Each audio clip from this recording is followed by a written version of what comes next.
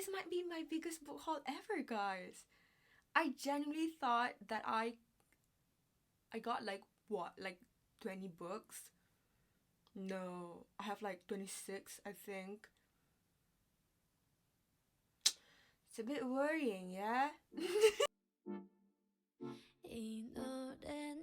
Hello everyone, my name is Anne. Welcome back to my channel, and I am your resident booktuber wannabe. Boy, oh boy, oh boy, don't we have some book haul to do. The British weather is just horrendous, horrid, dreadful, cold, and one of the things that I apparently did to cope with the whole, dreadful British weather that comes with the uncalled seasonal depression was apparently to buy books. And apparently I was very sad. Without further ado, let's talk about these books. So the first book we're going to talk about is This is Such a Fun Age by Kylie Reid. I got this from the Waterstones Coventry book sale I went to, and it's like literally only £3.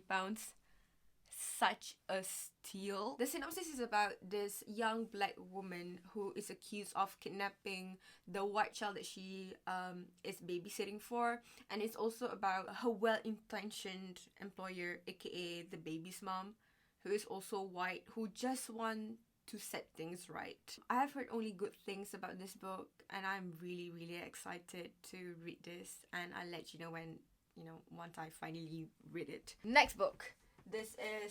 I've talked about this book briefly in my Edinburgh vlog, I think. But yeah, this is My Year of Rest and Relaxation by Otessa Moshfagh. And I just want to read this book because I am missing out a lot. This book is about a young, white and privileged white woman who is tired of life, and she just wants a year of rest and relaxation, and she does exactly that. If you've been on BookTok, you'll know that this is the book that is like on the forefront of the sad, undiagnosed depression, mentally deranged, unhinged, I can't think of any other words, girly genre. I've never actually dipped my toe into this, sad girl genre, except for Fleabag. And yeah, it's very exciting, honestly. Speaking about Fleabag, we have Fleabag! I just finished this book yesterday, and I am so sorry, guys. I am literally like all the other girls. Exactly like all the other girls. I enjoy Fleabag a little too much for all the right and the wrong reasons. It's just, this show means a lot to me, and even though it's a very sad and very dark and just very overall a little bit demotivating, not gonna lie. I feel like the first season is a bit demotivating, second season is not, but there's just something so comforting about the show. I love Fleabag so much. Genuinely, like, after finish reading this book, I don't want this to be, a review, but let me just give you like a little review because you have to know what I feel about this book. Fleabag, the show, already, it's so obvious that it's a labor of love. You can tell that Phoebe Waller-Bridge puts so much of, effort into creating this character and into making this character feel alive, and like, it's just like how much you can love her but also hate her, just like feel things very deeply for her because she can't do that. And like, what's amazing about this special edition is that it starts with like conversations, interviews with all the people that worked on Fleabag the play. It's so apparent that not only it's a labor of love, it's a collective labor of love, and it's just like seeing that sort of like creative, collaborative effort that went into creating Fleabag is just being able to see like everyone's creative like process into creating Fleabag is just I don't know, I genuinely feel like if you're a creative person, especially if you're like a writer, like genuinely give this book a read, and not for the play but for, you know, their sort of like insights into creating Fleabag. We're gonna stop. Before I talk about the next book, I wanted to buy Fleabag the scripture, as in Fleabag the scripture for the TV show, and my coworker was asking me like, oh, what do I want for Christmas? And I really so close to getting the scripture because I've been wanting to buy that for a while, but because I know I will never like have the chance to see Fleabag the play live, so then I was like, okay, like we're gonna get this book. And also because Carly recommended this specific edition so much, and generally anything that Carly recommended, I just like, anything she says is gospel, honestly. So also this is another book that she recommended. This is Slow Days Fast Company by Eve Babbitts. And do I know who Eve Babbitts is? I don't. I'm so sorry. I don't know who she is. And Carly is completely smitten by Eve Babbitts, and I just had to know. I have to know. The only thing that I know about Eve Babbitts, and this is something that I had to write in my notes because if not, I wouldn't remember. This is a biographical essay collection about Eve Babbitts' life in 1960s to 1970s in LA. Eve Babbitts is best known for her semi-fictionalized memoirs, and this is one of them. It's such hurdles and obstacles to get this book, honestly. Like everywhere I go, I went to different bookstores just, you know, to get this book, and eventually I caved in and I was like, can you order it for me? And they did. But like, you know, there's something to say about human, you know. It was really hard for me to get this book, and I was just, you know, I just cannot stop thinking about it. I just want it. But now that I own it, I don't feel the desperation as much anymore. Just so you know that I am very easily influenced. As if being a FOMO girl is not enough, I decided to be a very easily influenced. Girls recommending books to me, and I'm like, I will take your recommendation because you're a girl and you're pretty. And then we have another female-centric book, and this book, the way that I got to know about the existence of this book is also through Carly, but it's on Carly's comment section. This is This Impossible Things by Salma El Wardani. And this book is about it's a coming of age story of 3 Muslim women who's trying to find the balance, or like sort of like reconcile with the wanting to keep the Muslim identity and Muslim traditions, but also have the desire to be part of the Western culture. This just sounds like really personal and maybe something that I can relate to, because I do like once in a while feel that, especially because I grew up in Malaysia, and Malaysia is a majority Muslim country, and then now that I live in London, I can't lie that I do feel that conflict once in a while. I went through the Goodreads review section, but there were a lot of people saying that there were just like a lot of misrepresentation in this book. So kind of want to know, like, you know, whether I kind of want to know. And also because I realized that I don't read a lot of like books that are, or like media actually, that centers around Muslim women. And yeah, this is nice and exciting. Next is All's Well by Mona Awad. I feel like I know what this book is about, but also I'm just like really scared to say what the book is about. It's just a little bit intimidating. All I know is that this is a book about a theatre professor that wants to do the Shakespearean play that is All's Well That Ends Well, but her students want to do Macbeth, and she's not having it. The only reason why I picked up this book was because I read Bunny and I really loved it. I feel like Mona Awad she has this sort of like, there's a thin line between magical realism and just like complete lunacy, and Mona Awad is just gladly jump roping between them. Just how much of like this experience that our main character is going through is true. So it's just like all very confusing and very muddy. And also because I've been seeing this book sort of like making rounds on booktube and booktok, so staying true to my FOMO identity, I have to know what the book is about. So let's talk about this absolutely gigantic, enormous, colossal book that is the Book of Form and Emptiness by Ruth Ozeki. And I have been wanting this book for so long, but I am just intimidated due to the size of it. Big books scare me, and I cannot lie. I went to the Waterstones Coventry book sale and I saw this book just like being only £8, and I was like, I am going to get that. This book is about a boy who just lost his father, and obviously he's having a hard time. After that, he started to hear voices, basically the items in his houses just started to talk, and his mother is also having a hard time.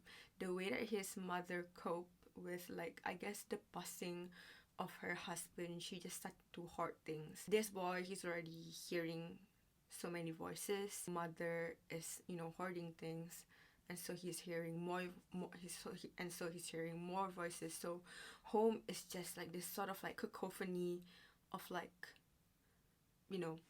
noises. So he sought refuge at a library, and then he realizes that the items, the books, just everything in the library are just like a lot more polite because they're in a library, and so the voices just sort of like hushed down a bit.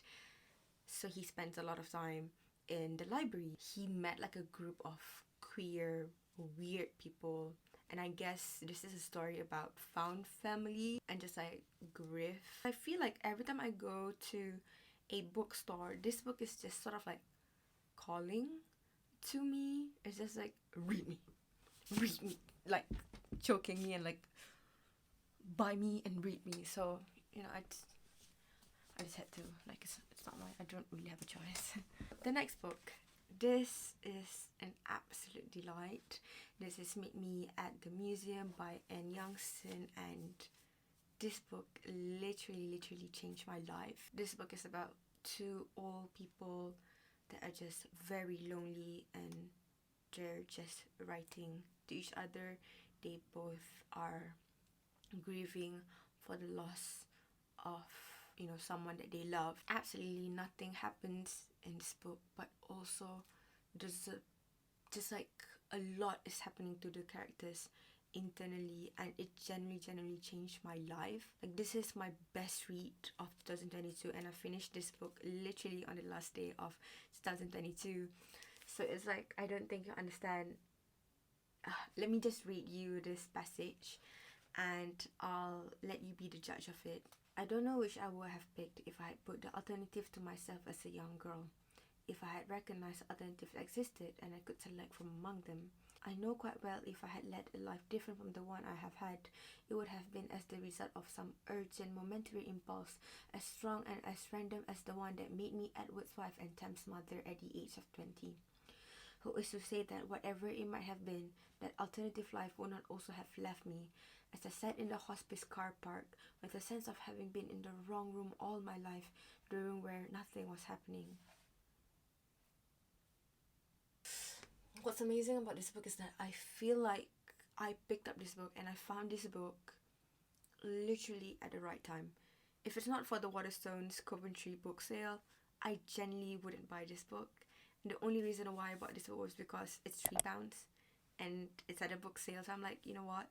Let's just go and buy it. And I am the kind of person that think about what ifs and if onlys a lot. And this book just sort of like literally answers all the qualms that I have about life. Such a tender and such a warm, such a like, just like a gentle sort of like touch to the shoulder and like, hey,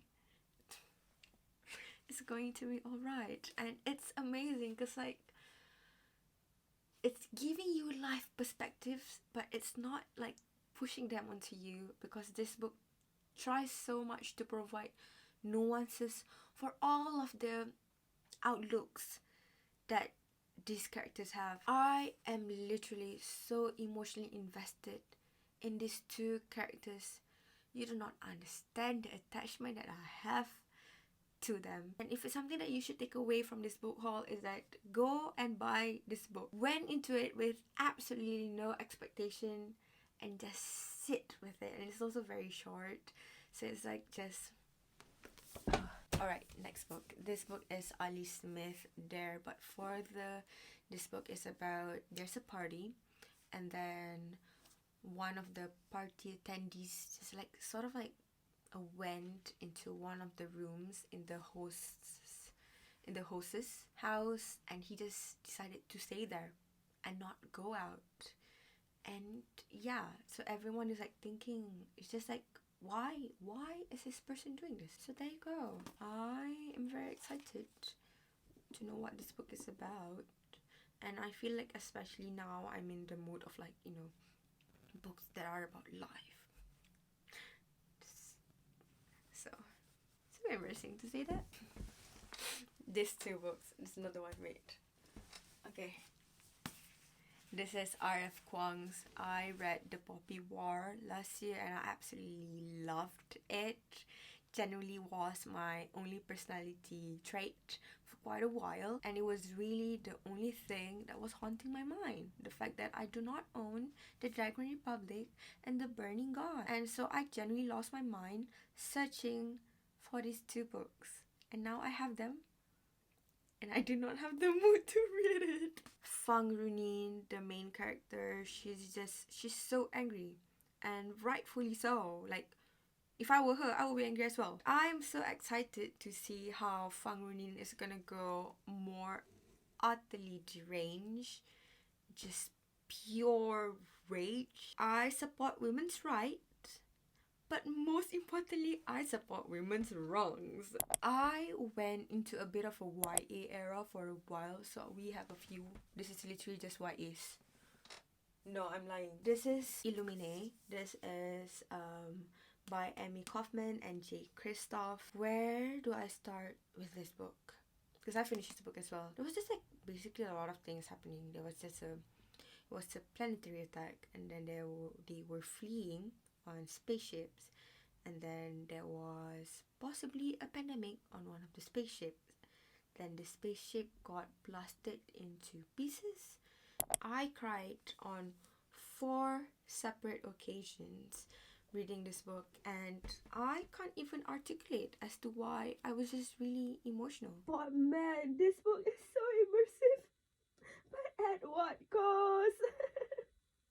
And it's also it's mixed media, and if you don't know, I am an absolute sucker for mixed media books. It's amazing. It's amazing, honestly. If you want to read this book, I would definitely advise to, you know, the first 20%. If you don't understand what's happening, just stay with it. Like, just stay with it. I can't lie. During the first 20% of the book, I'm just like, what is going on? The book, when you first start reading the book, they just sort of like expected you to understand what the book is about, and you're like, I am not from this world. What? Why are you doing this to me? The first 20% of the book, just stay with it. Just stick with it. Like, whatever words that they're throwing at you, just don't think too much about it. I really love this book. I felt like it's such a fun and immersive book, and it changed my life. Yeah, because when I was finishing Illumine, I was at Foils, so then I was like, why not we buy the second installment to the Illumine files, and this is Gemina, and I am currently reading this book. It's like somewhere here, but it was just not hitting as much compared to the Illumine, because what I wasn't expecting was, I wasn't expecting a change of main characters, and I just cannot feel as deeply as I felt towards the Illumine main characters. Something about Gemina's main characters, they just feel awfully juvenile. I just can't fight with them. It's a bit sad, you know. I'm just gonna pause this for a bit, and after I got over this whole, you know, situation I have, I'm gonna start reading it again. Next, we have The Sunbearer Trials by Aidan Thomas, and I have a whole ass reading vlog and a whole ass review on that vlog, so I'm not gonna talk so much about this book, but if you're interested in that, I'll put the link over here. This book is about, it's pitched as The Hunger Games meets Percy Jackson, and this book is about demigods having to participate in a bloody tournament. I gave this a 3.5 stars because it was fun, but it wasn't mind-blowing. It wasn't bad, but it wasn't lukewarm. Even though I felt sort of like ambivalent about the book, I am very excited to pick up the second, because this is a duology, so I am very excited to pick up the second book, because the last few pages of this book was just like, the pace was amazing. For the whole time reading this book, I was just like, I want to feel more, but the author wasn't giving me that, and the author gave me exactly that in the last few pages. So I hope the author, you know, keep that pace in the second book. Okay, another YA. This is A Deadly Education by Naomi Novak. I do not know what this book is about. The only reason why I didn't buy this book, I actually asked someone else to buy me this book for our Secret Santa at work. And yeah, the only reason why I wanted this book was because it is by Naomi Novak. What you should know about Naomi Novak is that she is the creator of Ego Tree, which is archive of our own, and just absolute queen. The next book. This is The Case Study by Graham McCrae Burnett, and this book is about, basically this woman approached the author and say that she claims that her sister's therapist, her sister's psychologist, which is this very famous and very well-known psychologist, actually drove his sister to suicide. I read the sample of this book, and all of the characters just feel very, very real, and I absolutely love it when authors can do that. Because when I finished reading the sample, I was like, is this an actual person? But it's not. Not gonna lie, I bought this book, and the only reason why I was attracted to this book was because this feels like a hot girl read.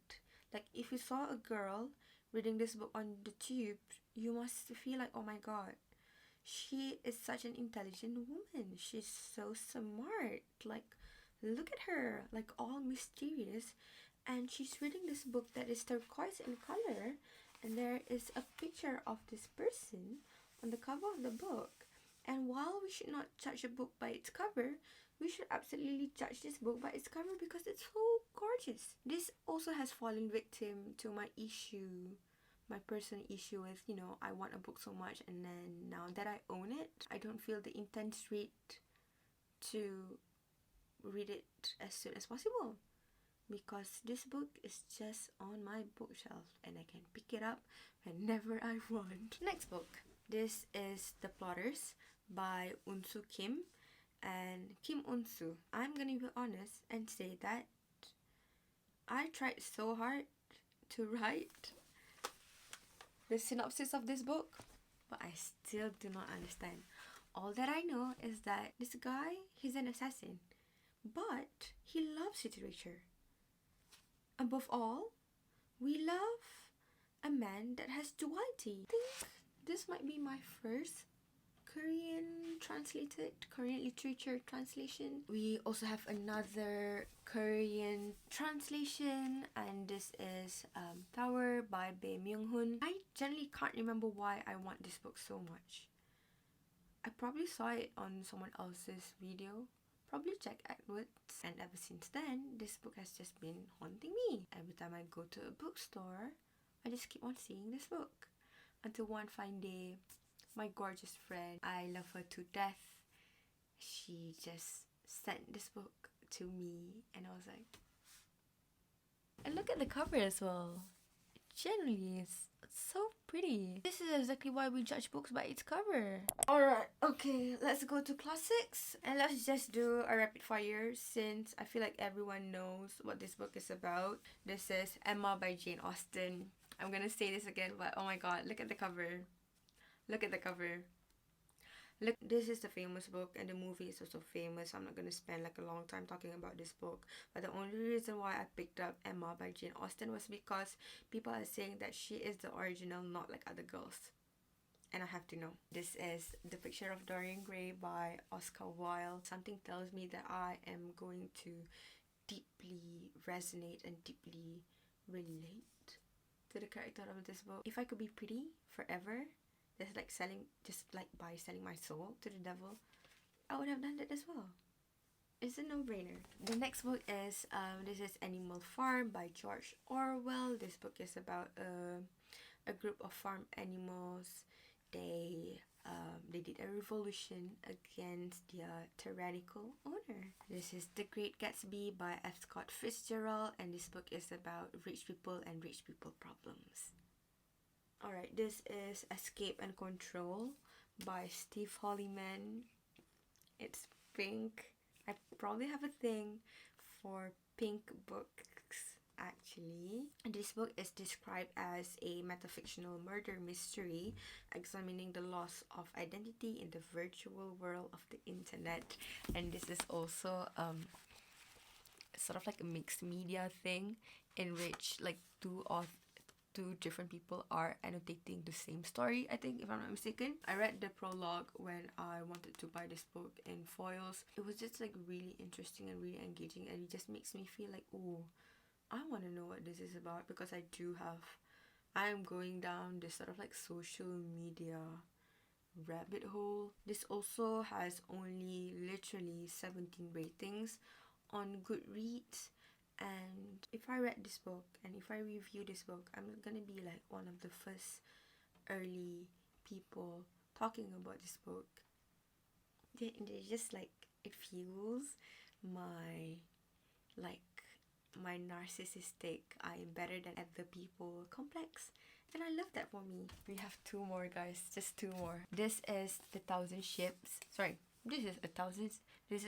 Ships by Natalie Haynes, and this book, it's a feminist retelling of the Trojan War. If I'm gonna be completely honest, the only reason why I bought this book was because number one, I bought it at the Waterstones Coventry book sale, but number two is because Madeline Miller, the writer of Circe and Song of Achilles, she wrote, Haynes gives much needed voice to the silenced women of the Trojan War. Madeline Miller's name is on this book, and I trust that woman with my life. So I just had to buy this book. Alright, last but not least, guys.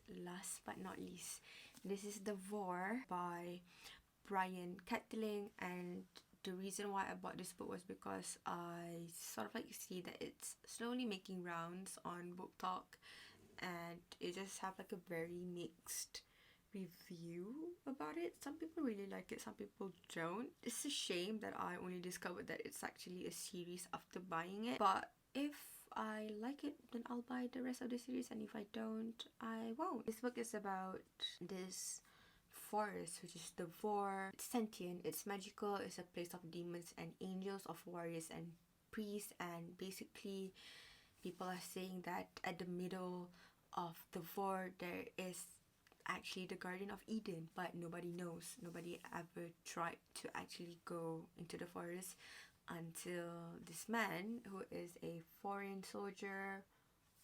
I feel like he's probably English, because that just sounds like very colonizer thing to do. He's definitely English. I can feel it in my bones. He's definitely English. Basically, to be the first person that discover what's going on inside this forest. Another thing that made me like want to pick up this book was because I read this person review on Goodreads, and this person was like, reads like an old white man psychoanalysis session, and it sounds really dreadful, and I'm here for it. Anyways, that's my book haul of the year, and definitely should be my last. Genuinely need to go on a book buying ban, and at the very least, I have to go through like all of these books, at least like 3/4 of all of these books to start buying book again.